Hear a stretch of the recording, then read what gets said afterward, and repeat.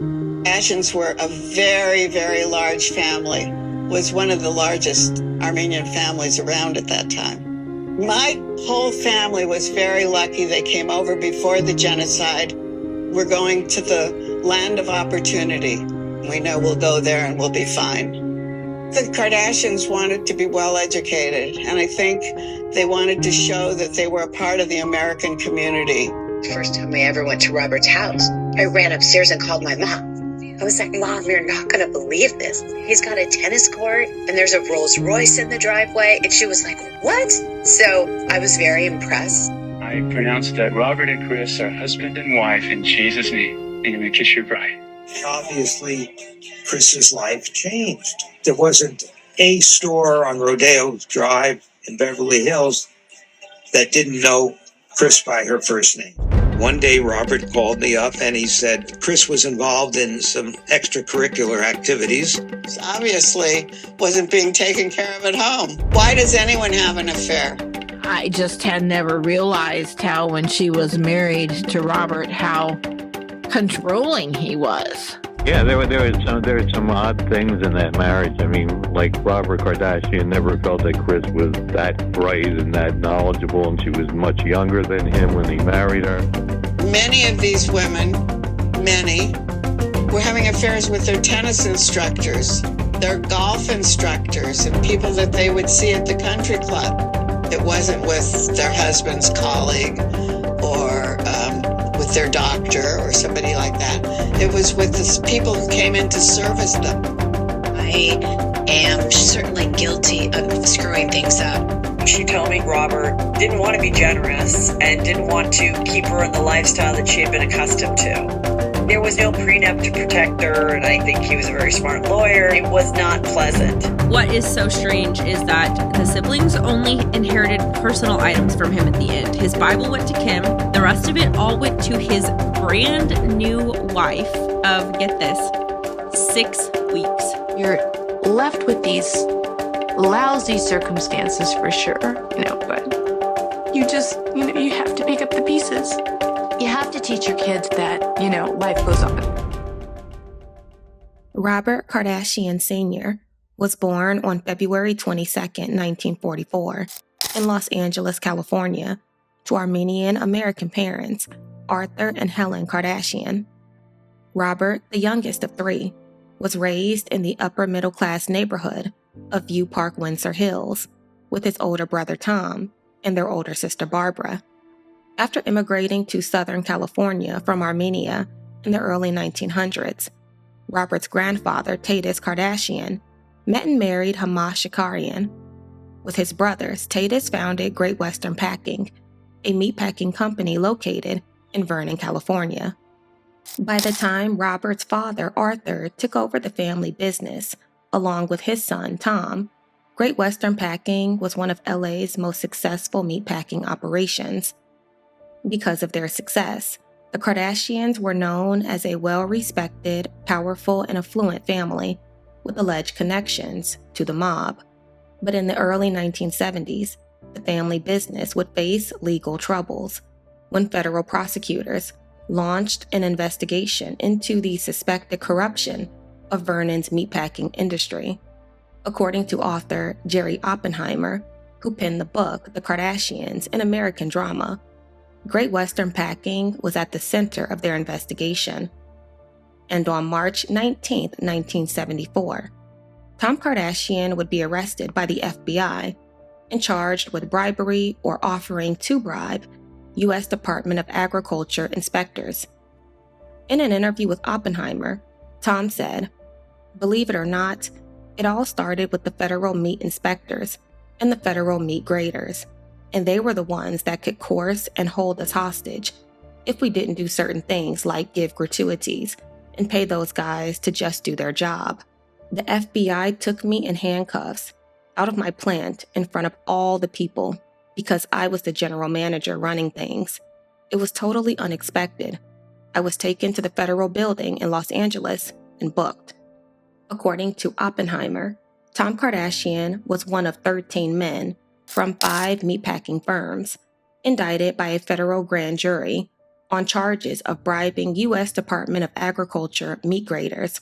The bribes range from $60 to $300 per day to federal meat graders to upgrade beef quality, allowing the meat packers to charge more money, thus making more money. In his interview, Tom said, quote, "I couldn't use the defense that this was industry practice. A conspiracy is the same as actually doing it. It made no difference whether it was my idea or somebody else's idea or an industry practice. The government went after each company separately, so I couldn't use the defense that this is what was going on. They would have arrested my uncle or my dad, who were shareholders, in place of me. But I was young and figured I could take it. I didn't realize what kind of effect the conviction would really have on me. It restricted me as a young business guy. I had the stigma, meaning that I could not be on the board of any companies because I was now a felon. Once you're a felon, you're a felon."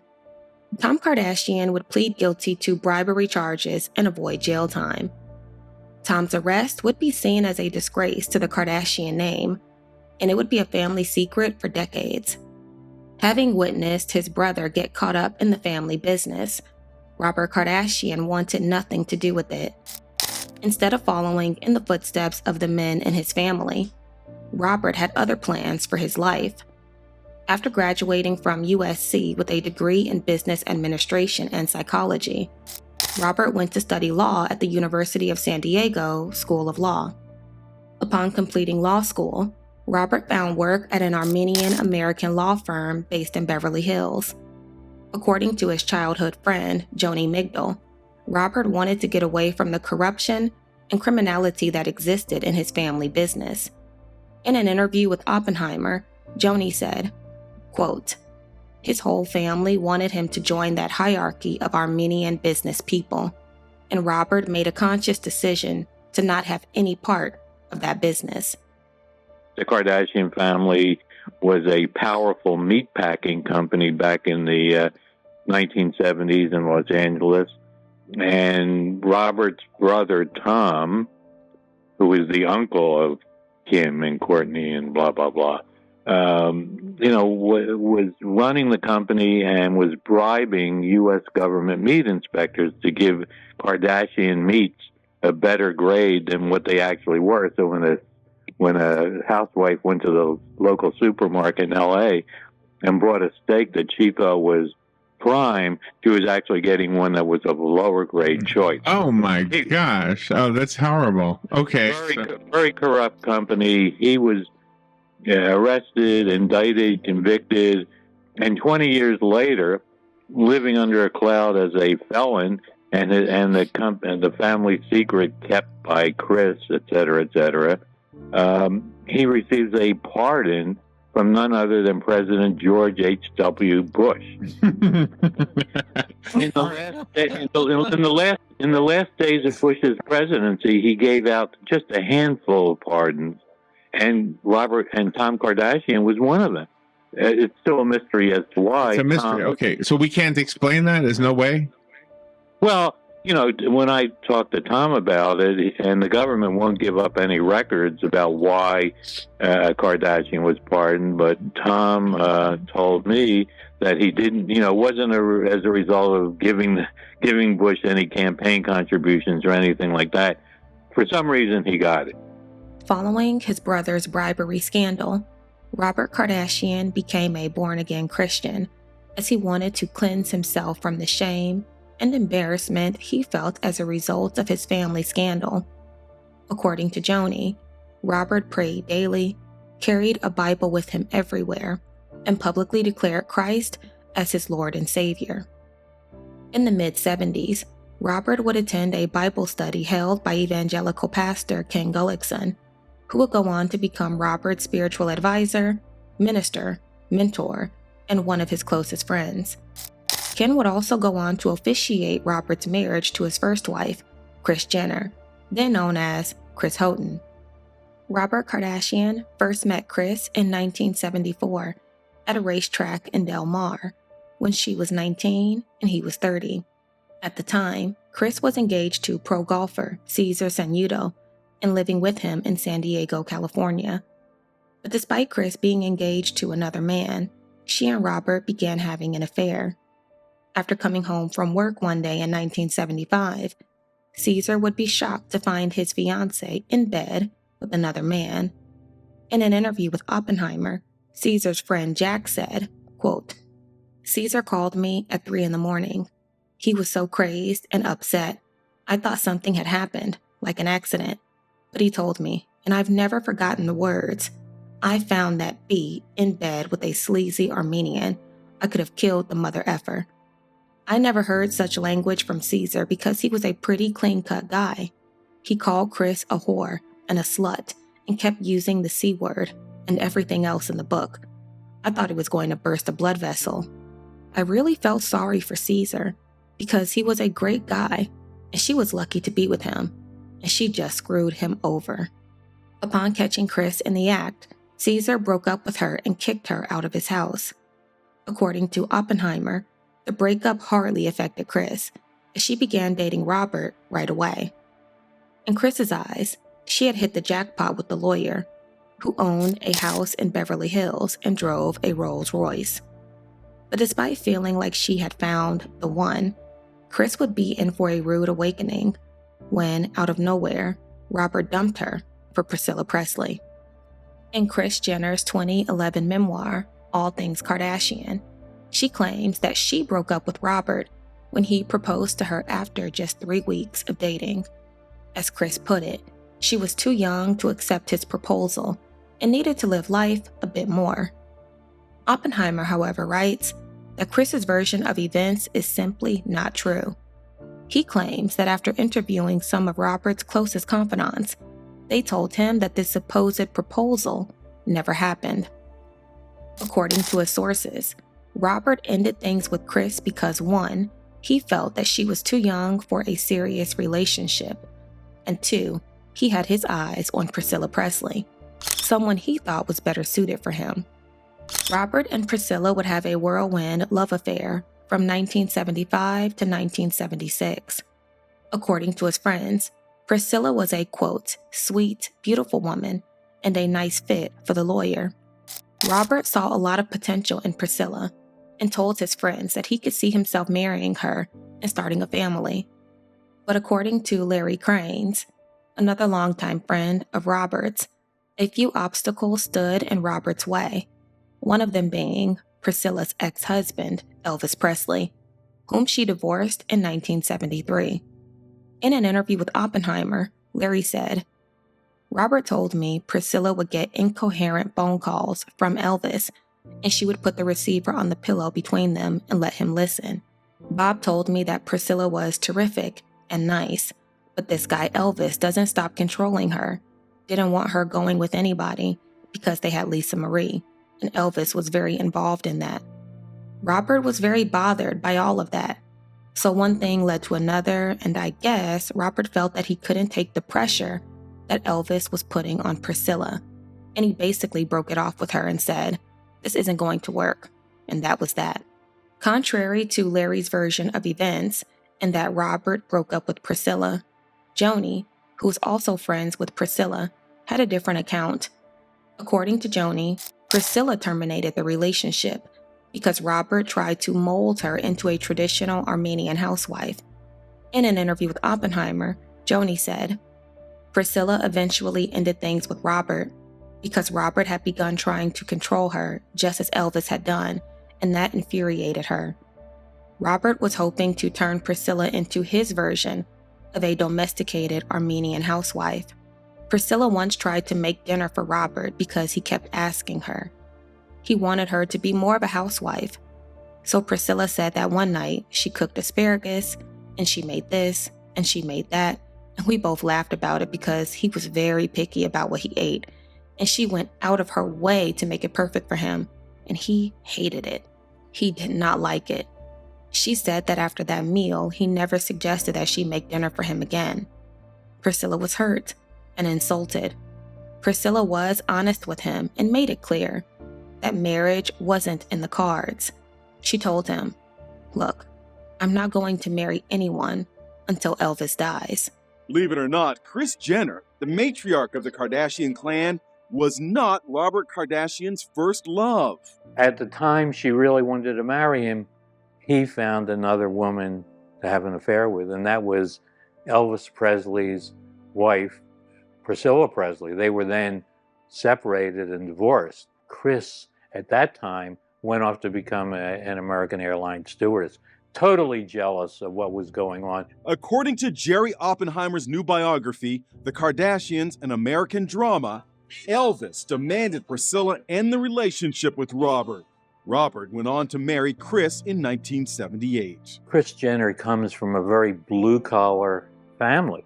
She has very little education. She only went through high school. She saw Robert as her way out of this blue-collar life, a way out of being a flight attendant, and a Beverly Hills lifestyle, which he had to offer her. With Priscilla out of the picture, Robert and Kris reunited in 1976. He was 32 and Kris was 21. Upon their reconciliation, Robert made it very clear that he was looking for a wife and would not settle. According to his brother Tom, the fact that Robert was in his 30s and unmarried was frowned upon in their community. Robert reportedly told Kris that if she wanted to be his wife, she needed to first become a born-again Christian and devote her life to Christ. In an effort to meet his standards, Kris began accompanying Robert to weekly Bible study sessions with Pastor Ken Gullickson. But according to Ken, despite Kris seemingly convincing Robert that she had renewed her faith, he wasn't so convinced. In his interview with Oppenheimer, Ken said, "I just sensed that Kris saw in Bob a kind of gold mine. That was my perception. I never ever had the impression that Kris had a relationship with the Lord that was genuine, and certainly not as real as Bob's. And I always got the impression that her whole thing was more about getting Bob. So in that sense, she didn't come across to me having any kind of spiritual relationship. Kris was attractive enough to get pretty much any guy she wanted. But of those guys, Bob stood out because he had a genuine love for God, and that was attractive to her. But it didn't mean she really shared it. Bob was someone she could trust and manipulate. He was a charming, rich guy who carried a Bible, and that was part of his charm for her." Well, the Christian roots is really funny. I mean, Robert Kardashian, her first husband, was a born-again Christian. After the family was caught up in that bribery scandal, I learned that Robert, became a born-again Christian. He was totally embarrassed and basically emotionally hurt by the fact that his family was involved in criminal activities. So he became a born-again Christian, and as a result, he would bring his friends into, or try to convert them into Christianity. He tried with O.J. Simpson. It wasn't successful. He would once he got involved with Kris, he would take her to various Bible studies. She claimed that she found God during one of those sessions. I actually interviewed the minister who was involved, who officiated at their wedding, who's a major evangelical minister on the West Coast. He said none of that is true, what she's claiming. There was a church called The Hiding Place? Yeah, there was a church called The Hiding Place. I mean, that was one of the churches that Robert went to. And it was, this whole evangelical scene that Robert Kardashian was involved in. And he was very involved in this church. And he was a guy who carried the Bible everywhere he went. And he had that Christian fish symbol on the back of his Rolls Royce to let everyone know that he was born again. He was sincere about it. Yeah, sounds like it, yeah. Yeah, and Kris herself kind of claimed in her memoir that she was part of that. And according to the minister who knew both of them, Ken Gullickson, who's very well known out there, that it was not true. After helping Kris seemingly restore her spirituality, Robert had a few more requirements for Kris to meet before getting down on one knee. It was 1977 when Robert made Kris listen to self-help audio tapes that he provided. According to friends, Robert was obsessed with the 1975 film The Stepford Wives and used these audio tapes as a way to program and control Kris.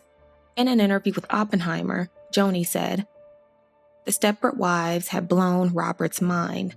That film became the model for Robert's marriage to Kris. But I always used to term that the Armenian housewife syndrome. When Kris briefly moved in with Robert, he really didn't treat her very well. Kris needed tires for her car, and he wouldn't buy them for her. And I said, 'Robert, why not buy the tires?' But he was adamant and said, 'She needs to learn the value of $1. I said, 'But she's driving an old car.' But he wanted her to learn about money. Even in the beginning, he treated her sometimes like an Armenian housewife, which means that he needed to have power over her. Instead of giving her power, he had to be the powerful one, which I did not think was a good idea." Larry added, quote, "The whole deal with the tapes was a little bit over the top.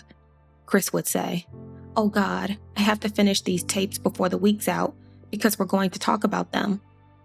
But Robert was always making Kris smarter, teaching her. In Robert's view, the tapes were to make Kris sharper, better, brighter, and he was proud to have contributed that to her. He wanted her to be the best. If there was a party and she had it, she made it the best." On July 8, 1978, after 2 years of dating, Robert and Kris wed at the Westwood United Methodist Church in Los Angeles, California. It was a lavish, over-the-top affair where no dime was spared. Upon their nuptials, the couple welcomed 3 daughters, Courtney in 1979, Kimberly in 1980, and Chloe in 1984.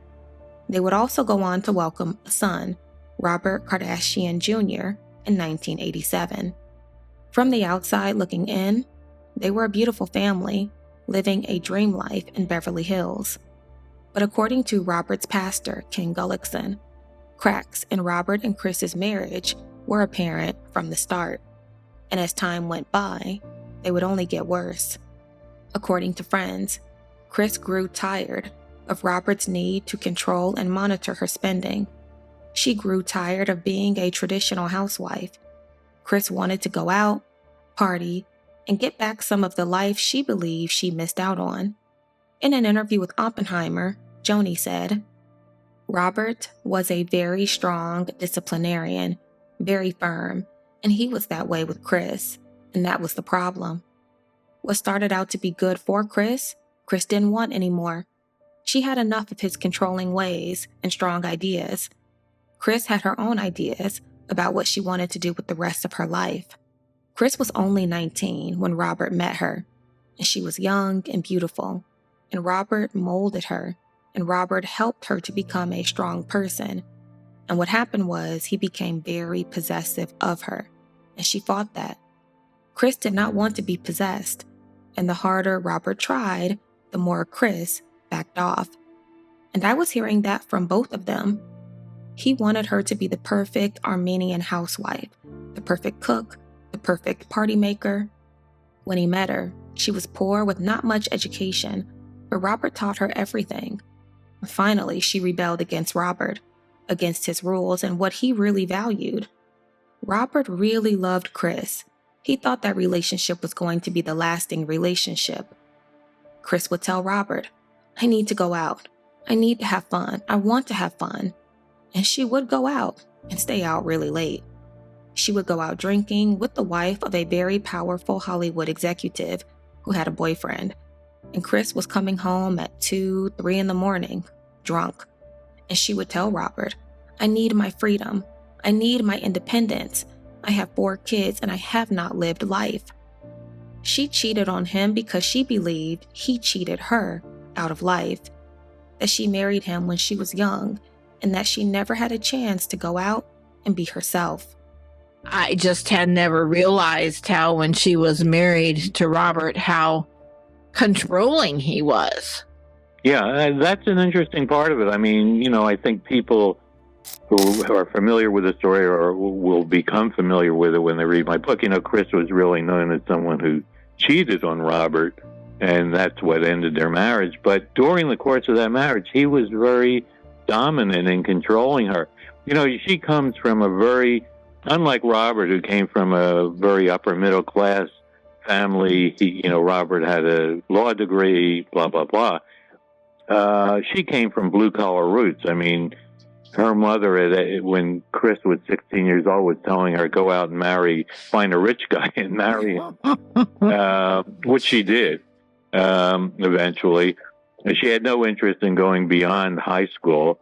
So, at age 17, right after she graduated from high school, she went on a trip to Hawaii. It was a present from her mother. And she met a guy by the name of Cesar Sanudo, who was a professional golfer. She hooked up with him. She was 17 years old. He was at least a decade older. Soon she was living with him. And then she meets Robert Kardashian and has an affair with Robert Kardashian while she's living with Sanudo. This is like 18 years old, something like that. And years later, when she's married to Kardashian, she cheats on him. Well, you did give Kris credit, though, for not wanting to be a Stepford wife, and she did it graciously. She didn't just, be an embarrassment or anything like that, according to your ratings. Yeah, there were some odd things in that marriage. I mean, like Robert Kardashian never felt that Kris was that bright and that knowledgeable, and she was much younger than him when he married her. So he would actually give her audio cassette tapes to learn things, and then he would test her on it. So he did treat her kind of badly. And then when she actually began cheating on him, she said, she never really had a chance to live. She was only a young woman when she married him, and then she was going out and having fun and meeting guys, and that was the end of that marriage. She cheated on Robert Kardashian with a guy who was 10 years younger than her. Wow. It was, kind of a soccer player, a good-looking guy. Kris would begin having an affair with soccer player Todd Waterman in the late 80s, despite Kris writing in her book that she met Todd at a party in Los Angeles. Oppenheimer writes in his book that Robert allegedly told Joni that Kris had actually met Todd while she was vacationing in Europe. According to Joni, Todd would later relocate to Malibu, where he rented an apartment at Kris's persistence. Kris would then use Robert's money to fully furnish Todd's new residence. According to Joni, Robert had shown her receipts he found hidden in his and Kris's then home, documenting furniture purchases Kris had made with his money for her lover. Upon finding these receipts, Robert allegedly hired private investigators to track Kris, who would later confirm to Robert that she was in fact having an affair. With news that his wife and mother of his children was sleeping with another man, Robert filed for divorce from Kris in the summer of 1990. During the divorce proceedings, a psychological profile was conducted on Kris and Robert. According to Oppenheimer, the 6-page report stated that Kris had, quote, histrionic and narcissistic traits, and that she was prone to impulsivity with a strong need for attention. The report also disclosed that Robert had a, quote, more intense need for closeness and the approval of others, while Kris appeared to have, quote, less need for others' approval, but a greater need that her sense of specialness be mirrored.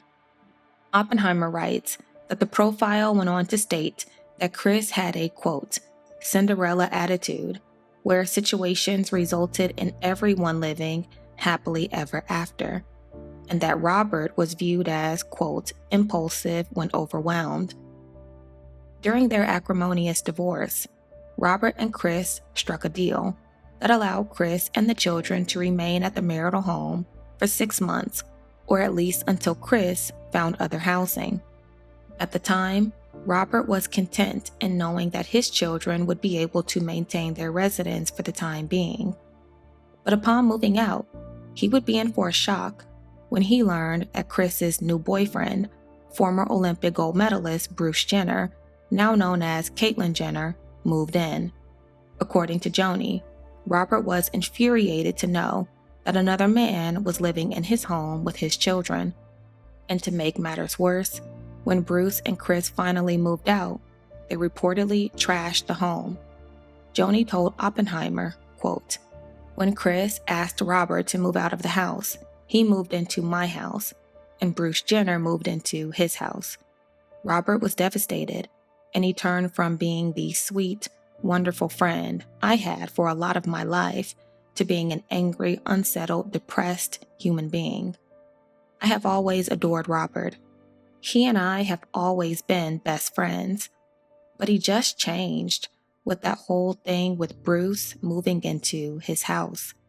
Kris had always asked Robert for a lot of money, and Robert told her he'd give her not a penny.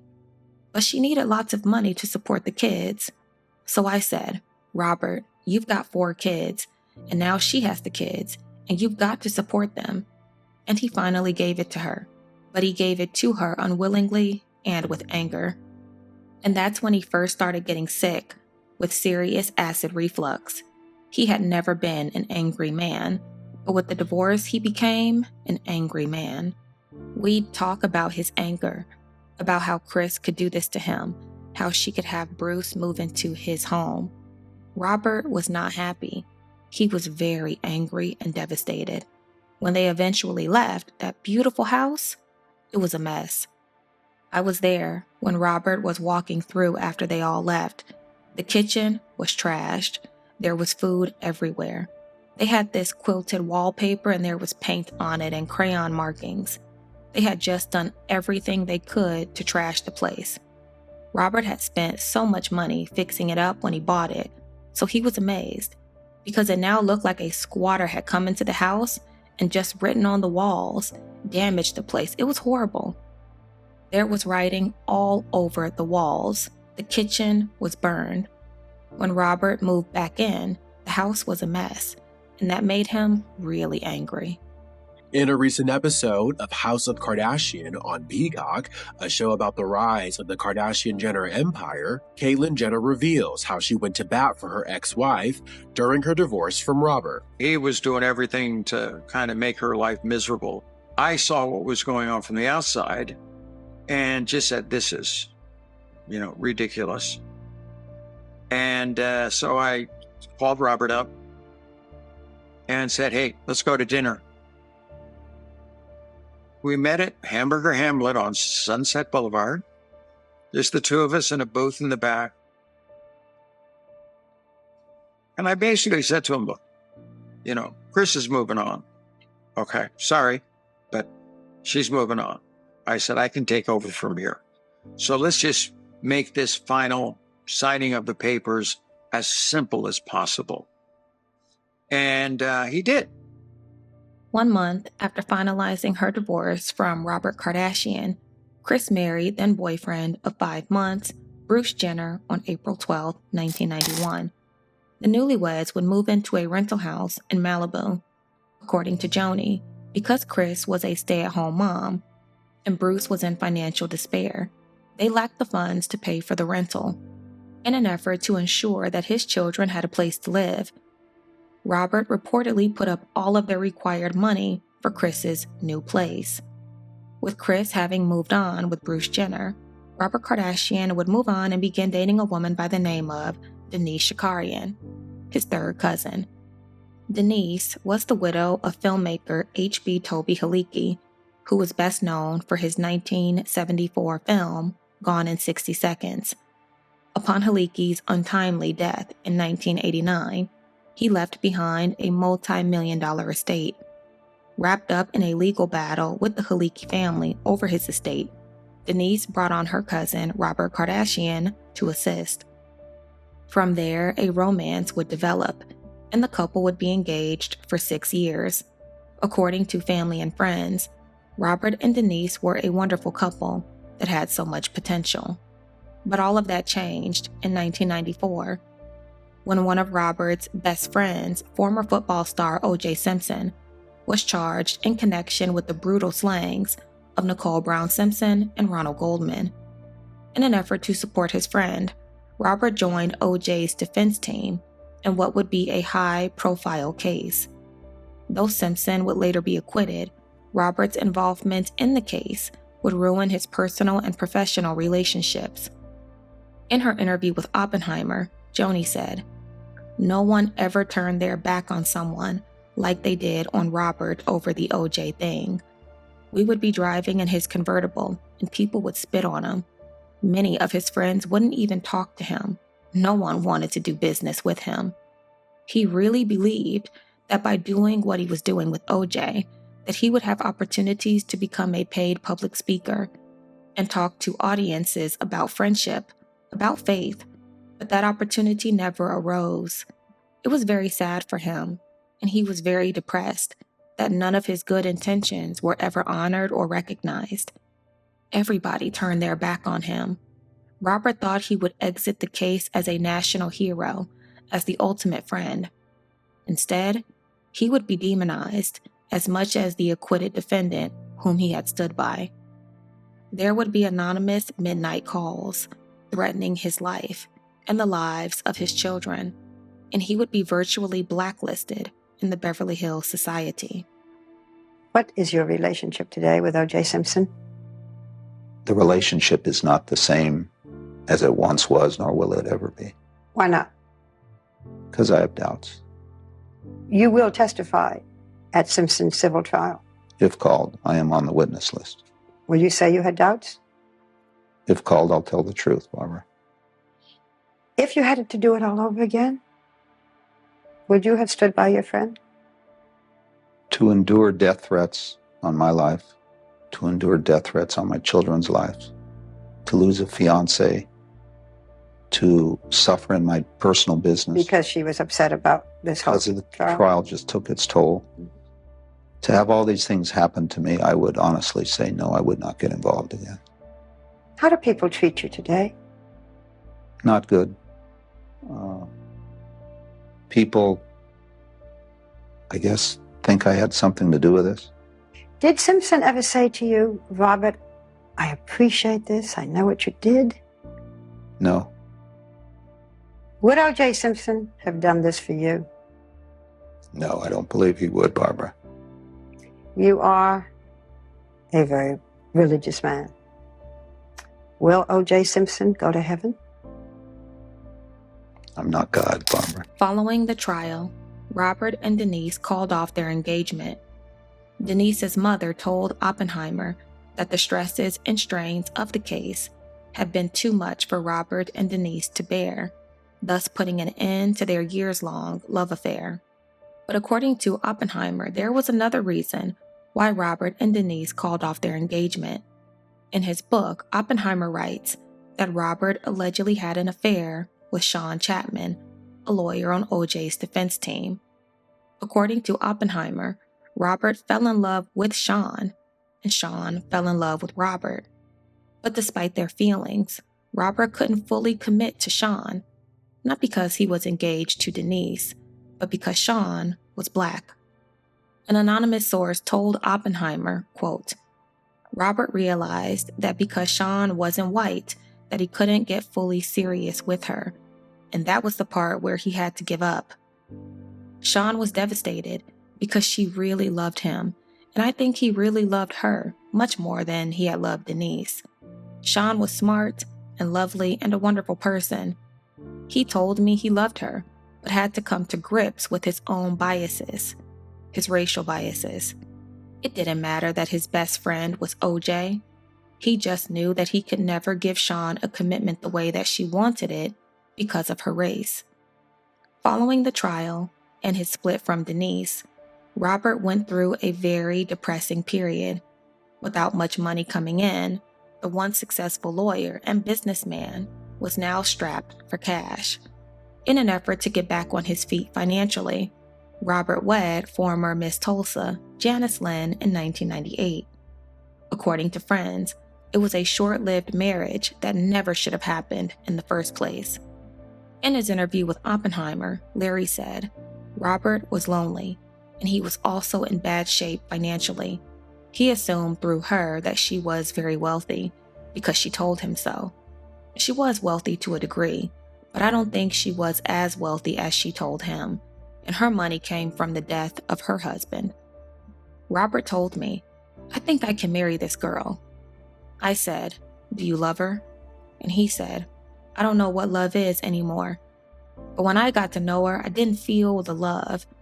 Just about as fast as they got married, the party stopped. She didn't like his kids. The kids didn't like her. After they got married, Robert quickly realized that he made a bad decision marrying her. So within a short period of months, he wanted to have the thing annulled. Following his divorce from Janice, Robert would then meet and fall in love with Ellen Pearson, a blonde-haired, blue-eyed woman he met in early 2002. According to his friends, it was a whirlwind romance, and after just a few months of dating, the couple were discussing marriage. But in 2003, while vacationing in Europe, Robert suddenly fell ill. Upon his return to the States, Robert followed up with his doctor when he received devastating news. In an interview with Oppenheimer, Robert's divorce attorney, Neil Hirsch, said the following: "I got a call from Robert, and he told me that he was feeling sick. And he also told me that he hadn't been feeling well when he was in Italy. Then he went to the doctor and got the news. Cancer. It was devastating. It was horrible. I went to see him at his house in Lake Casino, where he was living with Ellen, and he looked bad. He was tired. He had trouble keeping food down or even swallowing food. He was struggling." Suddenly, Kim's dad became the one who needed help. Our dad was diagnosed with esophageal cancer. He actually went on a trip to Italy and couldn't swallow when he got back, and went to the doctor, and they found a tumor in his throat. I think that my dad was in denial or just trying to hide it from us, but he always said it wasn't a big deal. I'm going to be fine. We weren't told at the time that it was terminal. We all just had, the highest hopes that he would be okay. I put my leg up next to his because it was so skinny. He had lost so much weight. Mine was bigger than his. It's it was just really shocking. Upon his diagnosis, an 80-pound Robert wed Ellen Pearson in the living room of his home on July 27, 2003. Dressed in a t-shirt, a pair of shorts, and slippers, the terminally ill lawyer was apparently so weak that he could barely say, "I do." Upon their nuptials, Ellen reportedly kept Robert's loved ones at bay, preventing them from seeing him in his final days. Larry told Oppenheimer, quote, "Ellen convinced him, in practically his last weeks alive, to marry her. I talked to Kim several times, and she told me that as soon as Robert found out he was going to die, Ellen kept him apart from any of his friends. So one day, I drove up to his home. I rang the doorbell, and Ellen came out, and she's acting like a guard. She asked me, 'What do you want?' 'What do you mean, what do I want? He's been sick for 3 months. I haven't been able to talk to him. I want to say hello.' But she says, 'He's got to rest. He doesn't need to see anybody right now.' And I said, 'I'm not asking you, Ellen. I'm telling you, I'm coming in. Whether you stop me or not, that will be your decision. And I'm walking through you if you don't move aside.' And that's exactly what I did. When I finally got to see Robert, it was horrible, just horrible. He knew he was very sick. He knew he was going to die. And I said, 'Robert, what are you going to say to your children?' And he said he was going to tell them that he was dying and to look for signs that he's around after he was gone, because I will always be with them." I thought that was one of the nicest things that he could say. That's who Robert Kardashian was. And on September 30th, 2003, just 57 days from when they diagnosed him, he died.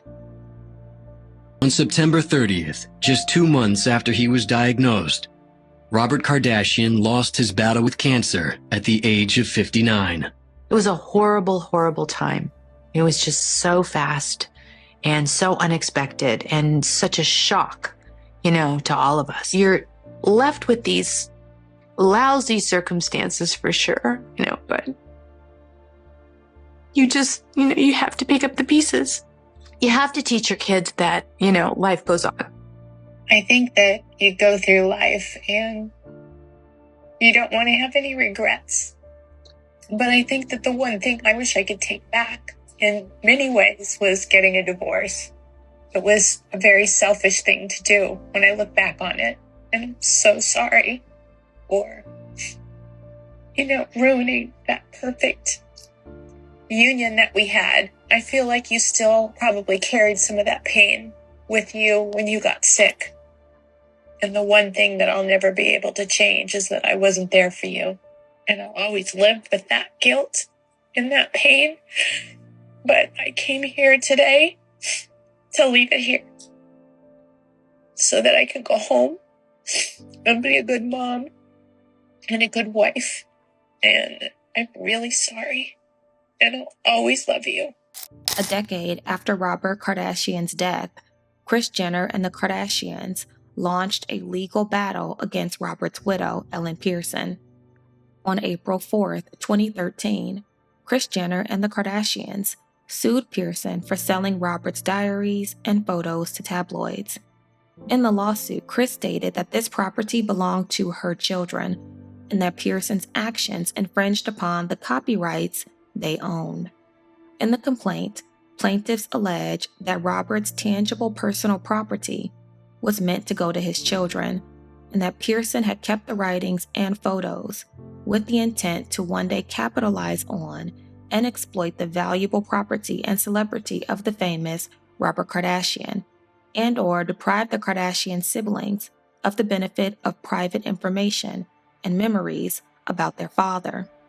The lawsuit went into Pearson's own financial situation, claiming that, quote, after years of unchecked spending, living off of her inheritance, and amassing significant debt, Pearson filed for Chapter 7 bankruptcy in March 2011, but never listed that her assets included the diary and the photographs and family albums as valuable assets in her possession, as required by law.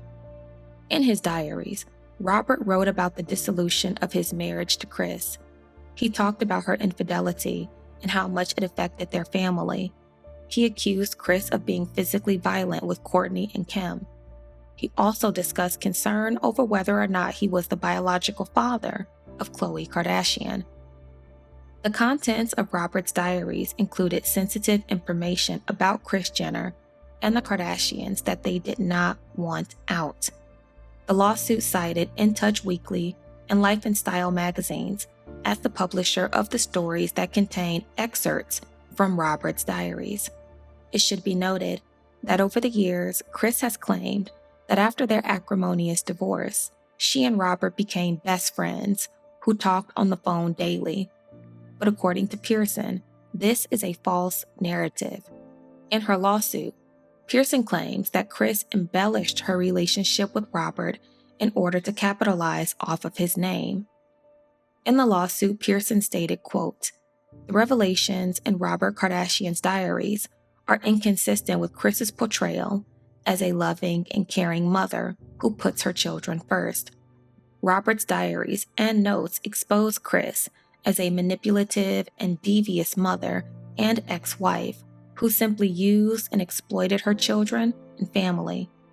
After a year of much back and forth, the lawsuit was settled in 2014. Per the settlement agreement, Pearson returned the diaries and photos to the Kardashians, and the Kardashians were awarded about $84,000. When journalist Jerry Oppenheimer set out to write his book about Kris Jenner and the Kardashians, his intent was to, quote, uncover what was true and untrue, what was hype and what was exaggeration, what was real and what was pure fiction. Upon his investigation, Oppenheimer concluded that when it comes to Kris Jenner and the Kardashians, there's a little bit of everything.